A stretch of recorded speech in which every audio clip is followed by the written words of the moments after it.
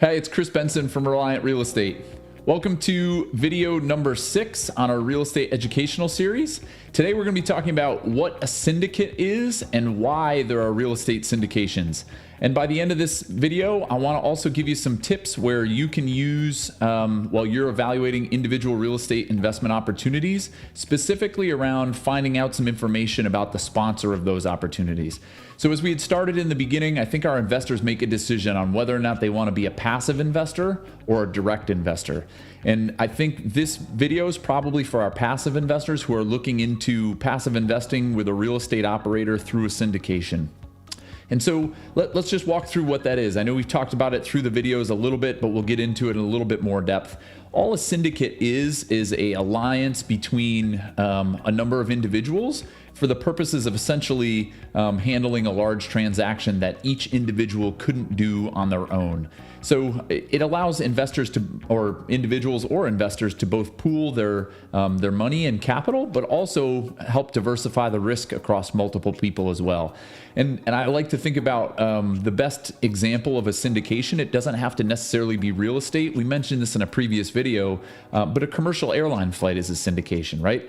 I personally don't want to spend $40,000 to fly from New York to Orlando, but if I have 200 of my closest friends there, we can syndicate that transaction and we can all pay a little bit to charter the jet and fly to Florida. So, a syndicate doesn't have to be real estate. It can be anything, but the real estate syndication, essentially what happens is companies like Reliant, we're obviously a self-storage operator, but in any asset class say, hey, Mr. and Mrs. Investor, we're interested in partnering with you on this project. We'll give you this structure to be part of our syndicate, and we'll have a whole bunch of individual investors so that maybe one individual investor can't afford it, but if we have 20 or 30 or 40 or 50, that allows those investors to buy a larger project. So, I think one question that I've gotten from a number of our investors is, are syndications legal? And the answer is yes. So the SEC, the Securities and Exchange Commission, allows companies to offer non-registered securities, which is what we're doing through a syndication, through it's called Rule 506 of Regulation D. And we'll put a link in the video so that you can go on and read a little bit more about that on the SEC website. But essentially, there's two types of 506 offerings. There's a 506B as in boy, and then there's also a 506C as in cat. And the big difference between the two is the 506B does not allow the operator, or us, let's use Reliant as example, to go and market to investors that it doesn't have a pre-existing relationship with. So I can't just market to, put an ad in the New York Times for investors in a self-storage facility in, Charlotte, North Carolina. I can't do that with a 506B. So essentially what it allows people to do is approach the people they already have a relationship with, and the SEC saying, hey, you have two choices of the types of investors you can put into these 506B offerings: an accredited investor or a sophisticated investor. And I'll walk you through both definitions. So an accredited investor is essentially, there's two tests to be accredited.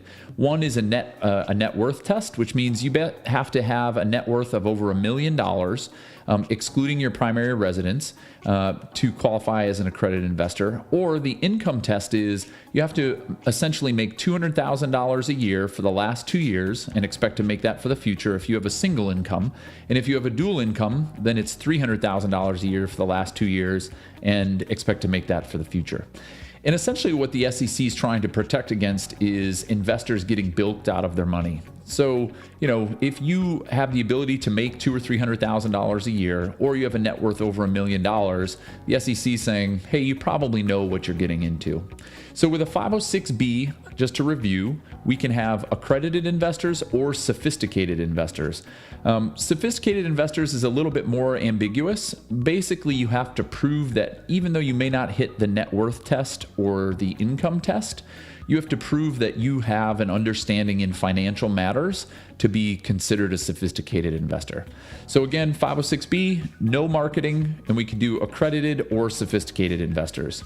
A 506C, as in cat, the company that's offering that security can broadly solicit and generally advertise. So that means if I wanted to, we could take out an ad in the Wall Street Journal and say, hey, if you're an accredited investor, you can come invest in this storage property in Charlotte, North Carolina. Now, keep in mind, another difference with a 506c other than the advertising is you can only accept accredited investors. And think about it. If we're going out and marketing to people who we don't have a previous relationship with, the SEC is trying to make sure that essentially those people know what they're getting into so that we're not, taking people's life savings and stepping it out. And ultimately, the responsibility is on the operator to ensure that our investors are verified as accredited. And there's a number of different ways we can do that. We actually at Reliant use an online investor portal that has a link to a verification service online. And so you would submit your tax returns or something that demonstrates your net worth, and they'll actually submit a letter that says, okay, Kris Benson has been approved as a verified accredited investor. So that's the legal structure of syndications, 506B, 506C. The other question that we get a lot of when we're talking about syndication, especially from investors new to the space, is what is crowdfunding, and is that a syndication? And the answer is yes. And let me disclose just as a upfront, we've done crowdfunding in 3 different offerings with a company called Realty Mogul, which is a crowdfunding platform. We've sold 2, we still have 1, but just wanted to disclose that to you, the investors. So my thoughts here, I guess, are somewhat biased in that we've used crowdfunding in the past. And the difference between a syndication and crowdfunding is essentially how they distribute the information. So what crowdfunding has done is spent significant amounts of money in their online platform. And so you can see this from websites like Realty Mogul, CrowdStreet, Fundrise. There's a number of these types of websites, and they've built a very impressive web platform and a web presence, and they maximize their search engine optimization. So if you're an investor Googling passive income investments, you're probably going to find one of these sites. And from a difference between syndication and crowdfunding, the only difference is the crowdfunding is using website to draw investors in, build a big base, and then they'll syndicate deals from operators like us. So, a crowdfunding site would solicit us, or, we would solicit a crowdfunding site. If we had the need for additional investor money, we would go to the crowdfunding site and say, hey, we're Reliant Real Estate Management. We syndicate our self-storage opportunities. We'd like to partner with you to go out with your investors on our next project.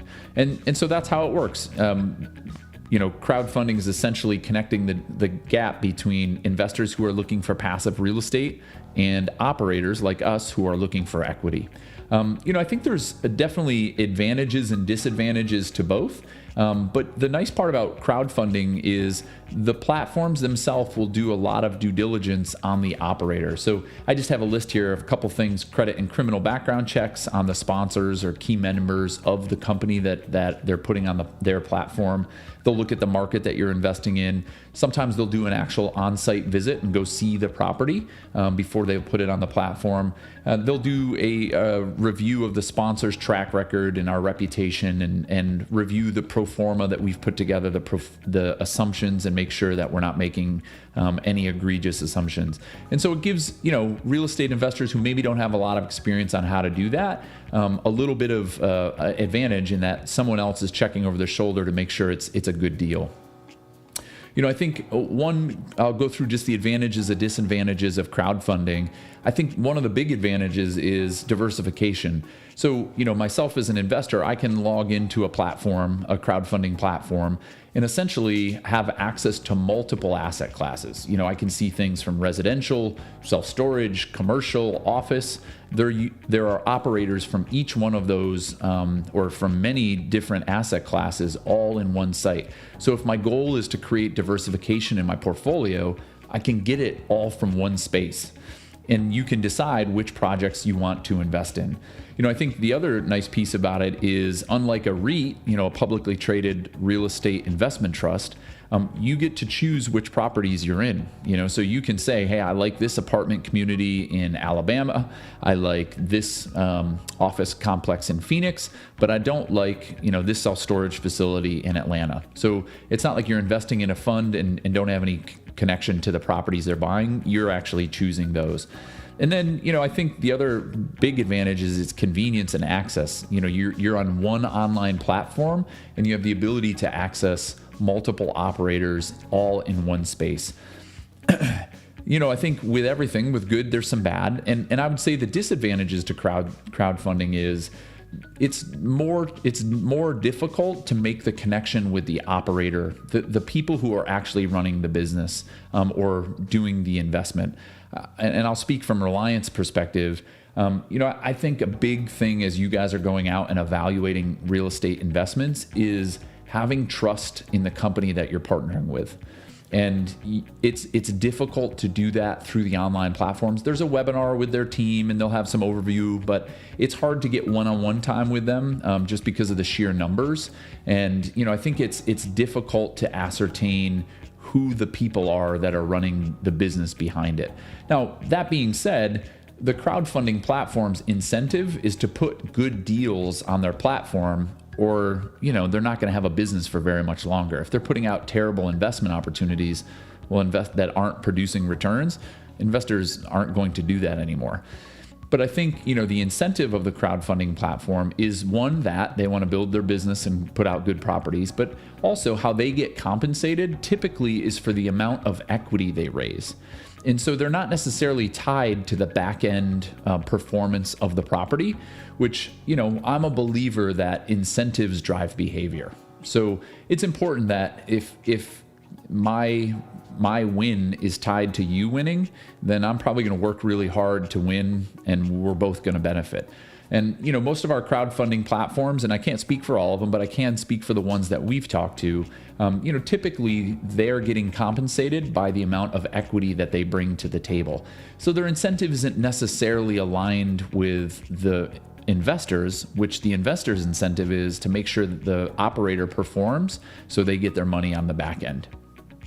Another one that I always found interesting, there's not really a standardized risk rating for the operators on these platforms. So, the crowdfunding platform will say, hey, this is why we like this operator. They've done 2 or 3 deals on our platform. Here's their track record. But there isn't necessarily an objective risk of, hey, this is how this company works. Here's feedback from other investors we've gotten along the way. And so I think you just need to be careful of that. Similar to other syndications, there's some disadvantages to the individual private placements, which are, the illiquidity, which we've talked about in the past, where your money's typically tied up for, call it that 3 to 7 year time frame. Each property is a little bit different, but the illiquidity is there, and you don't necessarily have the ability to get out of the investment if you need to. So I think that's the overview on syndication and an overview on crowdfunding. And let's just assume if you're still watching this video, you're interested in syndications and you say, okay, Kris, I could see myself as a passive investor in syndication, whether it be crowdfunding or not, or maybe you're investing directly with Reliant. But what should I be looking for in the sponsor? And this is the piece that I want to give you some basically arm you to go out and have some discussions with operators so that you can start to filter, okay, this is an operator I may want to work with, and this is one I don't. Because what I can tell you from my own experience is the operator makes or breaks this type of investment. If you have a great operator, they can take an average project and do really well. If you have a poor operator, they can take a project that could be really good and drive it right into the ground. And ultimately, you're trusting them with your time and your money, and it's taken you time to build up that money, and you can't replace that. So you want to feel that the operator on the other side, even though no one bats 1,000, people are going to make mistakes, but you want to know that the operator is working hard to get you the outcome that's best and most equitable for everybody involved. So I'm going to give you a few things to think about and some questions that you can ask a sponsor or an operator to help determine if it's somebody that you want to work with or not. Look, the first thing, and this is probably the most important, is you want to understand their track record. And, track record it's not perfect, but it's a pretty good bet that, what they've done historically is probably going to be a pretty good indicator of what's going to happen in the future. And there's 2 things in the track record you want to know. Is one, is the asset class that they're selling an investment in now what they've done in the past, right? So if I'm an apartment operator, have I been doing apartments my whole career, or am I new into apartments and I did single family homes before this? So you want to understand that. 2, you want to understand for the properties that they've sold, what has their rate of return been? What has been the rate of return to their investors? How have their investors fared in those individual investment opportunities? And then secondarily, the properties they haven't sold that they still own, where are they performing based off of projections? So if they made a projection, 2 years ago, how's the property matching up based on that original projection? And I think those are some things you need to understand from the track record, and also keep in mind the timing. So, from 2011 through now, I'm talking to you in May of 2019, the real estate market has been incredible for everybody, and Reliant has been the beneficiary of that as well. So if I'm an operator that started in 2012, look, you can't penalize them, but you have to take into account that the market has raised a lot of people up as well. They may not be great operators, but the market around them has supported them and driven returns. So something to consider. Another question you can ask is, have you been through the last recession? So, in 2007, 8, and 9 is sort of the last economic downturn we've experienced. Have they been through that? And what happened to their portfolio when that happened? Did they lose properties to the bank? Did they have to make capital calls to investors? Those are things that you want to understand before you decide to move forward or not. Another area of key importance is the experience level of the key principals in the deal. And you want to understand this for a couple reasons. Is, one, to make sure they know the asset class they're involved in, but also, have they been through a real estate cycle or two? Have they gone through and seen, quote unquote, the sharks in the water, so they know what to avoid before, it happens again. I'm a believer that everything is cyclical. Everything that's going to happen has happened already. You just need to look back in history to find that. And so, in real estate, it's no different. And you want to make sure the people running the deal have that perspective. This isn't their first 2 or 3 deals where, they may not have that learning experience. And then a great question, especially in some of the smaller operators, is what happens if a key principal dies? So, we have I personally know some operators where there's one guy running the show. And if God forbid something happened to him or her, get hit by a bus, the airplane crashes, whatever the case may be, what happens to the company and ultimately your investment? Some things you can look for is key man insurance. Is there an insurance policy that protects them and you? That if something happens to them, a big, influx of cash would come to the company to tide it over or get it through till they can hire somebody to manage it moving forward. So I think that's one thing you want to ask. Another question is, do you have skin in the game? And skin in the game could mean, are you investing your own money in the properties that you're asking us to invest in?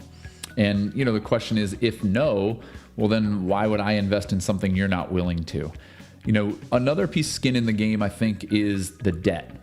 So, and I'll use Reliant as an example. In self-storage, specifically on properties where we have construction, we have to sign, the principals of Reliant have to sign on the debt personally. So that's called recourse debt. And basically that means if something goes wrong with the property, they're coming after our personal assets to help sustain it. So, skin in the game certainly is cash investment, but also if you're signing on the debt, you're really putting, your own neck on the line to make that project work. Otherwise, they're coming after your own home, houses, cars, that kind of thing to liquidate so that they can make the project viable. So skin in the game is a critical piece. Google. It is an incredible tool, and you'll be amazed at what you find if you Google not only the company, but the individuals and the principals and the word lawsuit or suing or fraud. There's a pretty active investment community out there, and usually when something bad has happened, there's something on the internet about it. And you got to be careful because everything on the internet isn't true, but Google, you'd be remiss to not do that. And in some of the investments I've been a part of, we've actually done credit and criminal background checks on the sponsors, and we'll pay the money to have that done. If the sponsor pushes back on you at all, probably a red flag for you to be aware of if they don't want to do that. And I'm not saying everybody has to be perfect. If you're in the real estate business a long time, you'll probably get sued at some point, but you just need to understand what the terms of that were. If you can go to their office, that's a fantastic way to understand what type of business they're running. Are they working out of their mom's basement, or do they have an office on Wall Street? And in between, where does that fit? I think it's a critical component to understand. And then, when you actually commit to the investment or are evaluating it seriously, you have to read the subscription documents. That's the contract between the sponsor and the investor. And so if the sponsor's putting shady things in the subscription docs and you sign it anyways, that's a shame on you moment. You got to read them, and they're not fun. They are in-depth and long and boring. But you got to spend the time reading through, or pay somebody to read through it who has your best interests at heart, to make sure that there isn't anything in there that would make you take pause, or that they didn't represent in their pitch deck, their investment summary or prospectus. And then I'm going to include an article in the video where there's a group called the Crowdfunding Review, and they have a fantastic article that goes through what they suggest you should look for in sponsored due diligence as you're evaluating these real estate opportunities. And we'll put that right in the video for you, so you can go and read that if you want more information. So that's all we have on the video number 6, learning more about real estate syndications and crowdfunding, and a little bit more around the questions you should ask an operator for investments that you're evaluating. In our next video, video number 7, we're going to take a look at self-storage as an asset class and give you some of the reasons we think it's one of the pieces that you need to have in your investment portfolio. So we'll see you on the next video.